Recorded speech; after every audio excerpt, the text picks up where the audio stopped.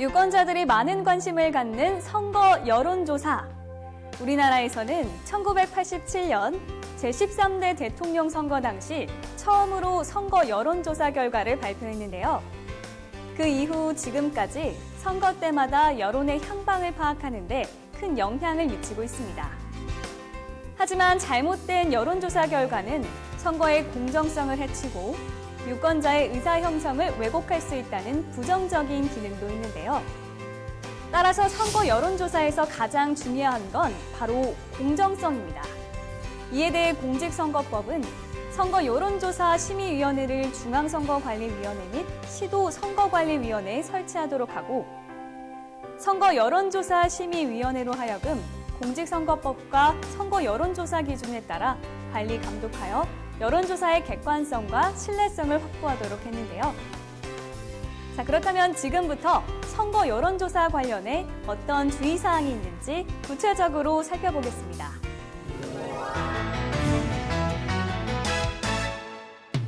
공정한 여론조사를 위해 중앙 및 시도 선거관리위원회에 설치된 선거 여론조사 심의위원회에서는 선거 여론조사와 관련한 사항을 관리 및 감독하고 있습니다. 중앙 및 시도 선거 여론조사 심의위원회는 국회 교섭단체 구성정당이 추천하는 각 한 명, 학계, 법조계 여론조사 관련 기관 및 단체의 전문가 등을 포함해 중립적이고 공정한 인물 중에서 중앙 및 시도 선거관리위원회가 위촉한 9인 이내의 위원으로 구성됩니다. 무엇보다 위원회에서는 선거에 관한 여론조사의 객관성, 신뢰성을 확보하기 위하여 필요한 사항을 심의, 조치합니다. 공표, 보도 목적의 선거 여론조사를 실시하려는 여론조사 기관은 먼저 관할 선거 여론조사 심의위원회에 선거 여론조사 기관으로 등록을 해야 합니다. 또한 선거 여론조사를 실시하려는 자는 여론조사 개시 2일 전까지 서면으로 관할 심의위원회에 여론조사의 목적과 표본의 크기, 조사 지역, 일시 및 방법 등 중앙선거관리위원회 규칙으로 정한 사항에 맞춰 신고해야 합니다. 이에 승인받은 선거 여론조사 기관은 공표 및 보도 목적의 여론조사를 위해 관할 선거 여론조사 심의위원회를 통해서 이동통신 사업자의 휴대전화 가상번호 제공을 요청할 수 있습니다. 또한 선거 여론조사 기관은 해당 선거 여론조사 실시 개시일 전 10일까지 관할 심의위원회에 제공 요청서를 제출해야 합니다. 여론조사 기관이 선거 여론조사를 실시할 때는 공직선거법 및 선거 여론조사 기준에서 정하는 사항을 준수해야 합니다. 여론조사를 다 마쳐도 선거 여론조사 결과를 공표하기 전 중앙선거여론조사심의위원회 홈페이지에 관련 내용을 등록해야 하는데요. 중앙선거여론조사심의위원회 홈페이지에 접속해 표본의 크기, 피조사자 접촉 현황, 전체 질문지, 결과 분석 등 선거 여론조사 기준으로 정한 사항을 등록해야 합니다. 이와 같이 중앙선거여론조사심의위원회 홈페이지에 등록된 선거 여론조사 결과만을 공표 및 보도할 수 있습니다. 최초 공표 및 보도의 경우 선거 여론조사 기준으로 정한 사항을 함께 기입해야 하는데요. 이후 인용 공표 보도의 경우 조사 의뢰자, 선거 여론조사 기관, 조사 일시, 그 밖의 사항은 중앙선거여론조사심의위원회 홈페이지 참조를 표기해 공표 보도해야 합니다. 그렇다면 공표 보도 목적의 선거 여론조사를 실시할 때 선거 여론조사 기관이 지켜야 할 일반적 준수사항에 대해 구체적으로 알아보겠습니다. 첫 번째, 선거 여론조사는 신뢰성 확보를 위해 객관적이고 공정하게 이루어져야 한다. 두 번째, 조사 대상 전체에 대한 대표성을 확보할 수 있도록 피조사자를 선정해야 한다. 세 번째, 피조사자 선정 과정을 거치지 않고 자발적 의사로 응답자가 참여하는 조사 방법을 사용해서는 안 된다. 네 번째, 특정 정당 또는 특정 후보자에게 유리하거나 불리한 결과를 가져올 수 있는 표본 추출물을 사용해서는 안 된다. 다섯 번째, 누구든지 과다한 표본 조사는 안 되며 표본의 크기가 아래 수보다 작은 선거 여론조사 결과는 공표, 보도할 수 없다. 이처럼 과다한 표본 조사를 제한하는 것은 여론조사를 빙자한 선거운동을 차단하기 위한 것입니다. 6번째, 피조사자에게 응답을 강요하거나 조사자의 의도에 따라 특정 응답을 유도하는 질문이나 피조사자의 의사를 왜곡하는 행위를 해서는 안 된다. 7번째, 여론조사 결과를 왜곡할 수 있는 조사 방법이나 분석 방법을 사용해서는 안 된다. 이는 공정한 결과가 산출될 수 있도록 규정한 사항으로 7개의 일반 준수 사항을 바탕으로 선거 여론조사가 진행돼야 합니다. 선거 여론조사를 할 경우 시기별 유의사항도 있습니다. 선거일 전 60일부터 선거일까지는 투표용지와 유사한 모형을 사용하거나 정당 또는 후보자 명의로 선거 여론조사를 할 수 없습니다. 또한 선거일 전 6일부터 선거일의 투표 마감 시각까지 정당에 대한 지지도나 당선인을 예상하게 하는 여론조사의 경위와 그 결과를 공표하거나 인용 보도할 수 없습니다. 다만 TV 방송사, 라디오 방송사 등 미디어 매체에서는 선거일, 투표소로부터 50m 밖에서 투표의 비밀이 침해되지 않은 선에서 선거인을 대상으로 출고 조사를 할 수 있는데요. 이 경우 투표 마감 시각까지 그 경위와 결과를 공표할 수 없도록 규정하고 있습니다. 이처럼 공직선거법과 선거 여론조사 기준은 표본 추출부터 질문 방식까지 공정한 결과가 나올 수 있도록 여러 제한 규정들을 두고 있는데요. 선거 여론조사 기관들은 이러한 제한 규정을 준수하여 여론조사를 해야 합니다. 여론조사의 결과에 영향을 미치게 하기 위해 다수의 선거 구민을 대상으로 성별, 연령 등을 거짓으로 응답하도록 지시, 권유, 유도하는 행위, 그리고 2개 이상의 전화번호를 착신 전환 등의 조치를 해 같은 사람이 2차례 이상 응답하거나 이를 지시, 권유, 유도한 행위는 제한하고 있습니다. 조사 대상자의 권리 보호에 대한 준수 사항도 제시하고 있는데요. 누구든 조사 대상자에게 질문을 하기 전에 여론조사 기관 및 단체 명칭과 전화번호를 밝혀야 합니다.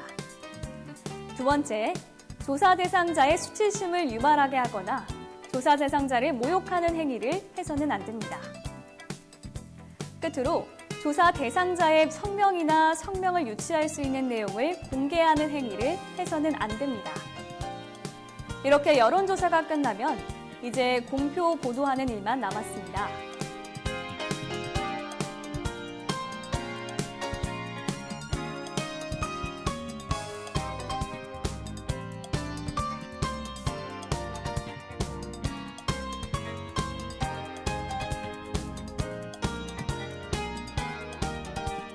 평균 2, 3일 정도 조사 기간이 소요되는데 이제 그 2, 3일 후에 이제 조사가 종료가 되면 저희가 뭐 결과자료 통계표라든지 보고서라든지 작성을 하고 선거관리위원회 여론조사 심의위원회에 이제 몇 날 며칠 몇 시에 공표 예정이다라고 이제 여론조사 결과 등록을 하고 그 다음에 발표를 그 언론사를 통해서나 아니면 보도자료를 통해서 공표를 하고 있습니다. 이렇게 선거 여론조사를 하고 나면 선거 여론조사의 결과를 공표 및 보도하는 방법을 살펴보겠습니다. 최초 공표 보도를 할 경우 기준으로 정한 사항을 함께 공표 보도해야 합니다. 먼저 선거 여론조사의 실시를 의뢰한 자를 표기해야 하며 조사를 실시한 선거 여론조사 기관면 역시 밝혀야 합니다. 조사 지역, 대상, 표본 크기는 한 줄로 함께 표기를 하는데요. 해당 선거 여론조사 실시 지역의 행정구역과 조사 대상, 그리고 전체 응답자 수를 뜻하는 표본의 크기도 공개합니다. 또한 사용한 방법을 구체적으로 공표 및 보도하되 직접 면접조사인지 전화면접조사인지 또는 전화 자동응답 조사인지 등 2가지 이상의 조사 방법을 병행할 때에는 그 방법을 모두 함께 공표 및 보도해야 합니다. 또한 피조사자 선정 방법 역시 해당 선거 여론조사의 피조사자를 표본 추출하는 과정을 구체적으로 함께 공표 및 보도하되 전화 면접조사, 전화 자동응답 조사 및 패널을 활용한 조사의 경우에도 준수사항을 따라야 합니다. 그리고 전체 응답률을 공표 및 보도하되 여러 가지 조사 방법을 사용한 경우 각각의 응답률과 정체 응답률을 제시해야 합니다. 선거 결과 예측 지지율 산출을 위해 과거 선거 투표율 등을 사용하여 추가적으로 보정해 이를 등록하고 공표 및 보도하는 경우에는 각각의 가중값 산출 및 적용 방법과 그 결과 분석 자료를 구분하여 공표, 보도하여야 합니다. 또한 표본 조사를 통해서 추정한 결과와 모집단 전체를 조사할 때 얻게 될 결과의 차이로서 선거 여론조사에 적용된 표본 추출 및 조정 방법에 따른 95%의 신뢰 수준에서의 최대 오차의 한계를 뜻합니다. 끝으로 질문 내용은 정당 지지도 조사 또는 후보자 지지도 조사 등의 주요 내용입니다. 그럼 여기서 선거 여론조사 관련한 궁금증을 모아봤는데요. 함께 보시죠.